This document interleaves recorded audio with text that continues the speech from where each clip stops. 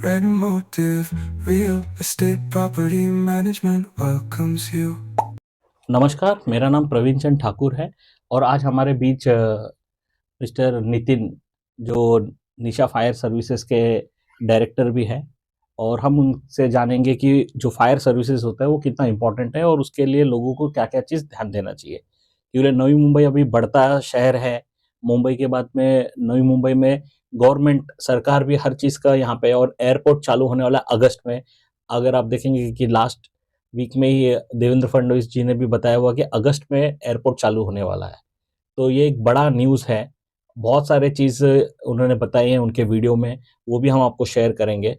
लेकिन उससे इम्पोर्टेंट जो चीज़ आती है, जब ये सब चीज़ घटनाएँ अभी जो हुई है अहमदाबाद में, उसके बाद में लोगों को लगता है कि क्या-क्या चीज़ है। तो फायर सेफ्टी एक one of the important aspect होती है, हर एक बिल्डिंग्स के लिए, हर एक घर के लिए। तो उसके बारे में हम जानेंगे नितिन सर से। सर, आप थोड़ा-सा मतलब उसके ऊपर हाइलाइट करेंगे तो अच्छा है। नमस्कार, मेरा नाम नितिन है। सर, लास्ट 15 ईयर से हम लोग फायर फाइटिंग में काम कर रहे हैं। तो हम लोग ने देखा है कि लोगों को फायर फाइटिंग के बारे में अवेयरनेस नहीं है, और नवी मुंबई फायर बहुत ही अच्छा काम कर रहा है। बहुत सारे अच्छे प्रोविजनल एनओसी दे रहा है। बट क्या हो रहा है कि जैसे बिल्डिंग बन जाती है, तो हमने देखा है कि फायर एक्सटिंग्विशर अस्त-व्यस्त पड़े हैं, हाइड्रेंट सिस्टम का रिवैम्पिंग हुआ नहीं है। तो इससे क्या हो रहा है कि जभी भी इमरजेंसी हो जाता है, तो क्या होता है कि लोगों को कैसे ऑपरेट करना है उसका जानकारी नहीं है।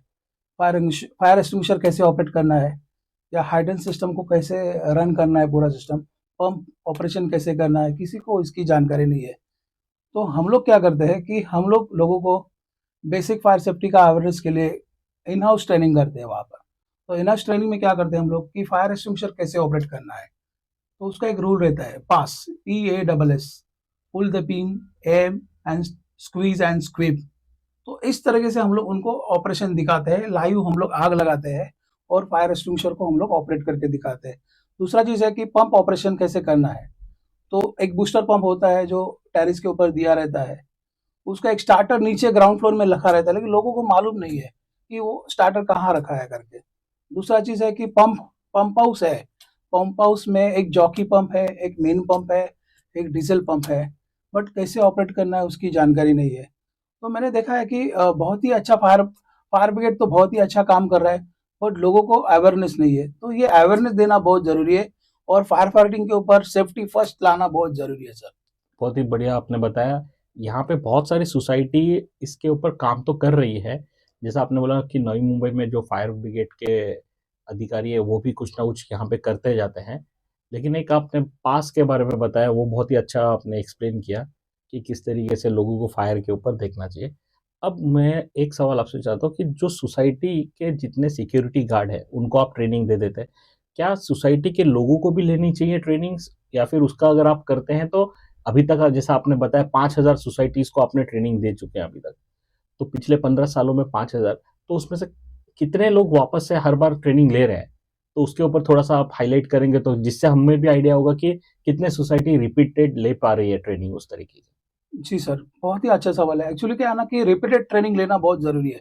अभी क्या होता है कि हम लोग सिक्योरिटी को ट्रेनिंग करते हैं, और एवरी 6 मंथ नया सिक्योरिटी आ जाता है।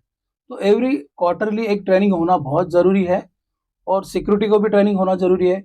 वैसे जितने भी जो भी रेसिडेंट ओनर है, उनको बेसिक फायर सेफ्टी का अवेयरनेस होना ही चाहिए, क्योंकि हाई राइज़ बिल्डिंग है, G+7 है, G+12 है, G+20 है।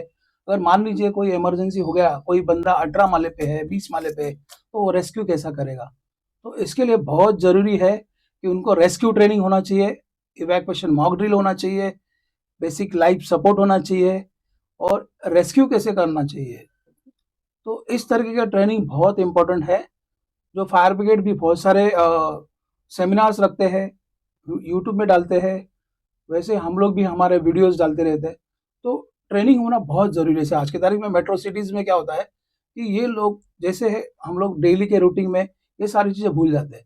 तो एक क्वार्टरली रिपीटेशन करना बहुत ज़रूरी है, रिपीट ट्रेनिंग करना बहुत इम्पोर्टेंट है सर। जैसे कि इन्होंने बताया कि रिपीट ट्रेनिंग, तो मैं आप सभी से रिक्वेस्ट करूँगा कि आता है, समझता है, बट उसका प्रैक्टिस करना इम्पोर्टेंट है। तो जैसा इन्होंने मॉक ड्रिल करते रहना चाहिए। तो अगर आपने देखा होगा कि लास्ट मंथ जब इंडिया पाकिस्तान के बीच में ये था, तो उस टाइम पे बहुत सारे ट्रेनिंग्स और मॉक ड्रिल्स हुए हैं। तो उसी प्रकार से फायर के ऊपर भी हर सोसाइटी को कुछ ना कुछ मॉक ड्रिल्स करते रहने चाहिए हर 3 से 4 महीने में, जैसा सर ने सजेस्ट किया है। Thank you. Red Motive Real Estate Property Management welcomes you.